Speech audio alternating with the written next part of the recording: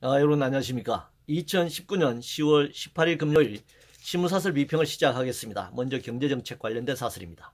조선일보는 경제 챙긴다 쇼 아니라면 탈원전 폐기 등 정책 대전환해야 해서 탈원전 주 52시간제, 환경 화학물질 규제, 기업 지배구조 개입 같은 반기업 정책을 비판하고 있습니다. 중앙일보는 긴급함 없었던 청와대 긴급 경제장관 회의에서 주 52시간제나 최저임금 핵심 정책 방향과 속도 전혀 언급 안 했다라고 역시 비판하고 있고요. 동아일보는 기업 투자 환경 조성에 최선 대통령의 말 현장에서 실행돼야 해서 주 52시간제 보완을 촉구하고 있습니다. 한국경신문은 삼성 현대차 방문 이후 경제장관들 불러 모은 대통령이 할 일에서 기업 투자 격려 지원 규제 혁신을 주장하고 있습니다. 매일경신문은 문 대통령의 경제 챙기기 정책 전환으로 이어져야 한다 해서 주 52시간 탄력근로제 규제 개혁을 주장하고 있습니다.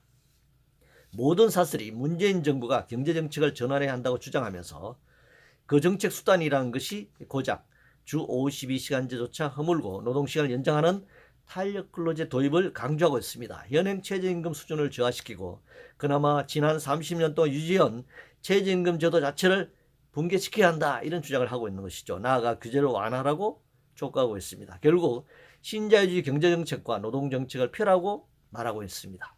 지금 진정한 의미의 경제정책의 전환은 재벌 구조를 타파하는 일입니다. 소수 재벌의 전횡을 끝내고 전무인 경영인 체제로 전환함과 동시에 대기업과 중소기업의 봉건적 지배 질서를 해체시켜야 합니다. 재벌 대기업의 사내유보금을 최저임금 인상과 하청기업의 단가 조정 그리고 기술 투자로 전환시켜야 합니다. 비정규직을 정규직화하고 노동시간의 획기적 단축을 통해서 고용을 안정시켜야 합니다. 사회적 양극화와 빈부격차를 축소하기 위한 분배 정책을 전면적으로 실시하는 것이 정책 전환의 핵심적인 요인이 되어야 할 것입니다. 남북관계 관련해서 조선일보는 평양에서 국가대표가 악몽을 당해도 무마에 급급한 정권이라며 비판하고 있습니다. 남북관계가 급속도로 악화된 상황을 보여주고 있습니다.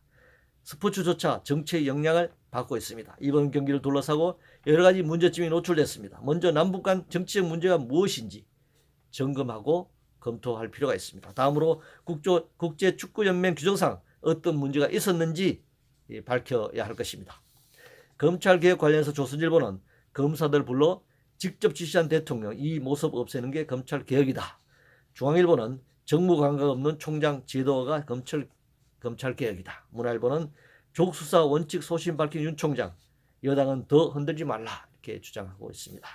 검찰개혁의 핵심은 권력으로부터의 독립입니다. 그러나 현행 제도든 국회에 상정돼 있는 공수처법이든 검찰 수장을 직선으로 선출하지 않는 한 결국 권력으로부터 완전한 독립은 불가능할 것입니다. 설령 그런 제도적 장치가 완비되었다 하더라도 전반적인 정치 발전 없이는 검찰개혁도 어려울 것입니다. 정치는 순리에 따르는 것입니다. 누구나 법 앞에 평등해야 한다는 전제가 있어야 합니다. 그것은 수사 과정이나 판결에 있어서도 당연하게 형평성이 추구돼야 할 것입니다. IMF 관련해서 매일경제신문은 한국 적시에 기업 부채 디폴트 위험 경고한 IMF라는 제목의 사설에서 국내 총생산 대비 기업 부채가 101.7%에 달한다. 전년보다 3.4%포인트 상승했다. 43개국 중에 16번째다라고 지적하고 있는 통계 내용을 소개하고 있습니다. IMF는 한국경제 구세주가 아닙니다. 한국경제의 일거수일투족을 파악하면서 그 빈틈을 노리고 있습니다. 1997년 말 동아시아를 휩쓸었던 외환위기, 특히 한국의 외환위기를 IMF 외환위기라고 부르는 것은 두 가지 의미가 다 포함되어 있습니다. 하나는 한국이 IMF로부터 구제 금융을 받고 경제 신탁 통치를 당했다는 것이고, 다른 하나는 IMF가 한국 경제를 공격해 고금리와 긴축 정책을 통해 약탈한 돈으로 서구 채권은행의 배를 채웠다는 점입니다. 우리는 주로 전자만 생각하고 있습니다. IMF는 구세주가 아니라 상냥꾼이자 약탈자이거나 그 대변자라는 사실을 분명히 인식할 필요가 있습니다. 부정 스펙 관련해서 동아일보는 중고생 공저자 논문 794건, 일벌 100개 해야 뿌리 뽑는다. 매일경제신문은 낯뜨거운 자녀 논문 등재, 교수 사회 일대 자성을 촉구한다. 문화일보는 서울대 고대 공정성 쇼 말고 조국달 부정 조치해야 한다라고 주장하고 있습니다. 불법 부당한 논문으로 스펙을 조작하여 대학을 가는데 유리하게 이용한 것이 드러난다면 입학이나 학력을 취소시켜야 하고 재질이 나쁜 경우 당연히 사법 처리해야 합니다. 그렇다고 중고등학생이라고 해서 논문을 쓸 수 없거나 쓰지 말라는 법은 없습니다. 오히려 장려되어야 할 것입니다. 단지 그것이 스펙 쌓기가 아니라 실질적으로 학생들이 창의적으로 공부할 수 있는 그런 조건을 만드는 것이라고 생각합니다.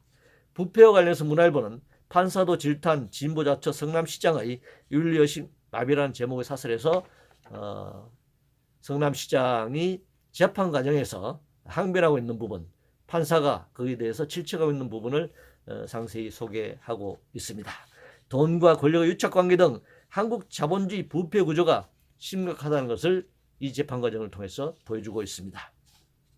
은행 관련해서 동아일보는 예금 금리는 재빨리 내리고 대출 금리는 문구적되는 얌체 은행들이라면서 현재 은행의 을 비판하고 있습니다.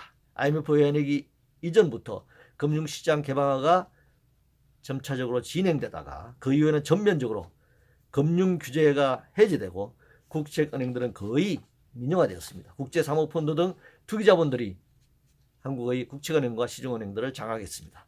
금융 공공성이 붕괴되었습니다. 시중은행들은 장기 투자 대신 가계대출을 통한 예대 마진과 각종 수수료를 통해 천문학적인 수익을 올리고 있습니다.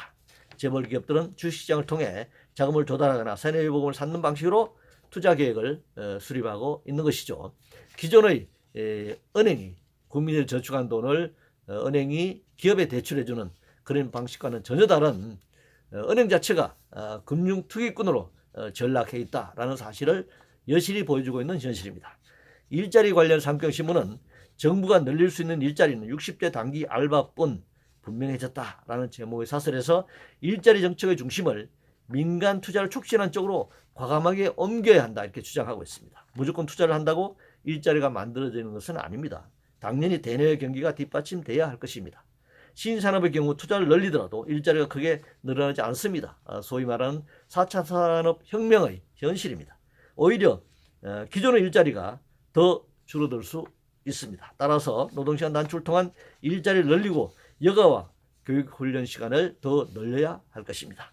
한일 관계 관련해서 한국경신문은 한일 관계를 계속 골마가게 놔둬서는 안 된다라고 하는 제목의 사설에서 공공조달 시장조차 일본 제품 구매 80% 급감, 치졸한 사드 보복 중국은 대안으로 부적격이고 글로벌 밸류체인 복원 위에 관계 개선 시급하다.